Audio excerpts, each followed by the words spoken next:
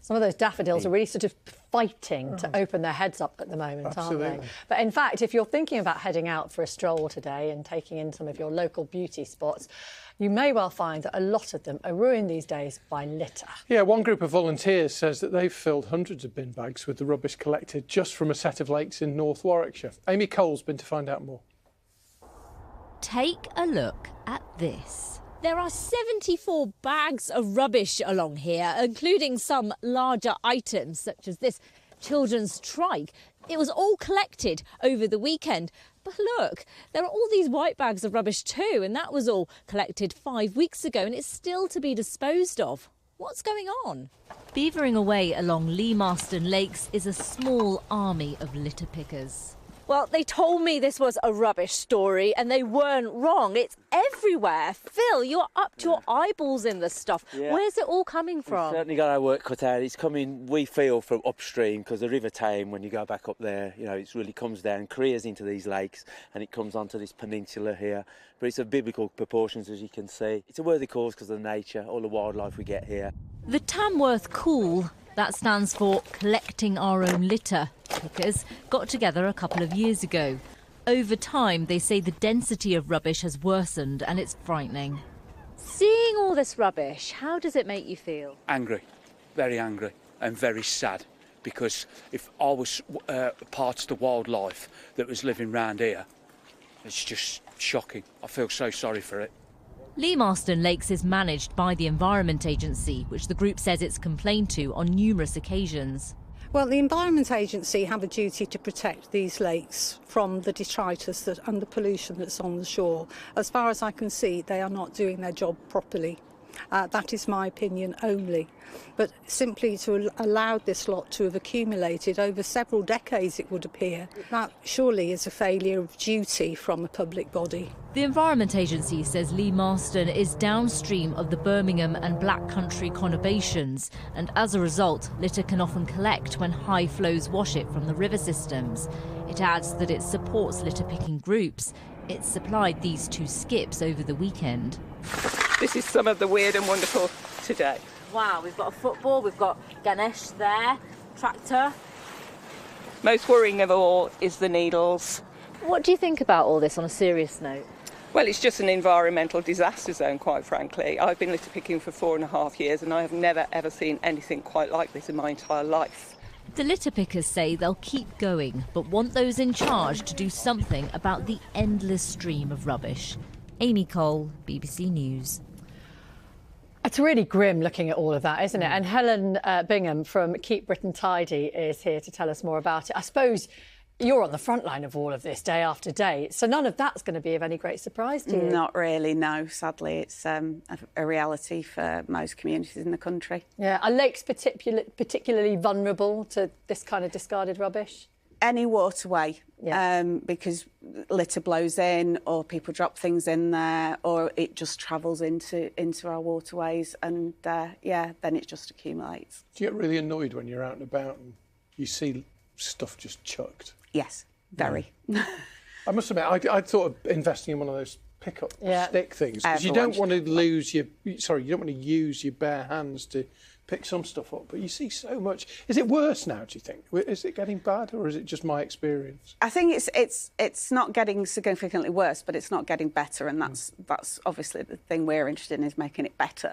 And that's why you've launched the Great British Spring Clean again this year. Just tell us about that. It's our annual litter picking campaign. We're in our 8th year and every year it grows.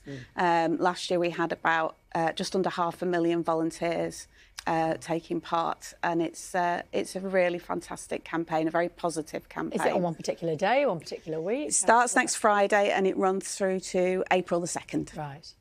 And how do people get involved? They just go onto our website, keepbritaintidy.org, and pledge. You can pledge 1 bag, you can pledge 10 bags, 100 bags. We have lots of schools taking part, voluntary groups, community groups, local authorities. It's a real team effort. Businesses get involved. We have some fantastic support from our businesses.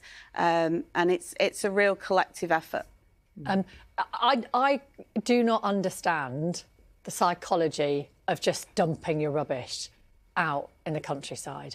I can't get my head around it. Have you any understanding of why people do it? There's lots of reasons. There's lots of research been done about why and when, and some of it is about opportunity, time, peer pressure, all kinds of reasons. It is complicated, but fundamentally, most people do know that they shouldn't litter. It's a crime. Doesn't stop some people pulling up at a set of lights and just chucking a McDonald's bag out. It drives me mad. You've beeped at someone, have you? So do you confront people when they do it? If I feel confident and safe, I wouldn't necessarily do it, and we don't advise people to do it unless they're comfortable and confident to do it, because obviously we don't want people getting into what sort of arguments. response, if you do say to somebody, oh, please take your rubbish home with you, what sort of response do you get? Sometimes you get an aggressive response because that's a kind of guilt reaction, like, and then sometimes you will get people actually pick it up and go, OK, yeah, you know, because they do know. And there's a difference, isn't there, between somebody casually throwing something to the side, not bothering to find a bin, and somebody loading up a van and going out into the countryside and fly tipping. Oh, absolutely. That's a kind of criminal enterprise, if you like, and that is very serious because you know it isn't a victimless crime. People think, oh, it's just rubbish. It's not doing anybody any harm, but actually it is. It's harming the environment, and if it's on farmland, it's costing farmers hundreds of thousands of pounds to deal with. Can I talk to you about disposable vapes as well? Because there's quite a bit of noise around that at the moment. Yeah. You know, in Scotland, there's some political pressure to either get them banned or restrict their sale because of their environmental impact. Nobody really seems to know how to dispose of them safely.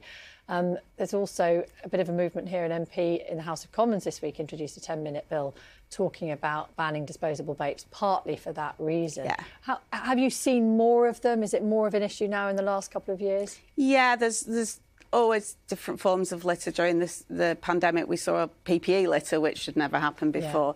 Yeah. It is a new form of litter, but it obviously we don't want people throwing them on the ground. We want them disposing of correctly. Well, particularly because they contain lithium batteries. Absolutely. So actually what we'd like to see is those being recycled. So, you know, maybe an onus on retailers and the manufacturers to ensure that those can be recycled. And poo bags. Just, you know, that's litter, isn't it? And people just leave. Oh, anyway, everyone knows. People have been sending pictures in this morning. We asked earlier, Helen, for people to send them in. Have a look at this. This is Dave and Steve who sent this in from Stonehaven near Aberdeen. They went on a beach clean yesterday, and that's what they picked up. And that's, as you said, that's a hazard for wildlife as well, isn't it? Absolutely, yeah. You know, we have thousands of cases of wildlife being injured by litter, and the RSPCA has to deal with them. We have cases of pets, you know, dogs and cats being injured by broken glass. A couple more for you. Darren spotted this in Newport in South Wales. So that's fly tipping, isn't it? Fly tipping. Yeah. I mean, those are big items there, dumped in an area of what looks like just woodland somewhere, and more actually this on the Fylde coast in Lancashire. That's in the middle of the road. Thank you to Joe, by the way, for sending in that picture. But that's nuts, isn't it? Do you come across incidents like that often? Yeah, that's serious criminal activity. But how do you track down the people responsible for things like that? Well, they can be tracked down, but the onus is really on the public. If you've got stuff to get rid of, you need to make sure that the people you're giving your waste to, you have a legal obligation to get rid of your waste properly. So when you give it to someone, you need to make sure they've got a waste carrier licence and you need to get a receipt. Otherwise, you're actually criminally liable for it as well. But we have to cut the supply off to these people who are criminals. Or get in touch with your local council, because they can remove a lot of big items. Absolutely. Most councils have bulky waste collections. You have to quite often pay for them, but you know that is going to be disposed of responsibly. And if it's still got some life in it, go through reuse. Yeah. You know, there's loads of ways of sharing stuff and passing stuff on to someone who might need it.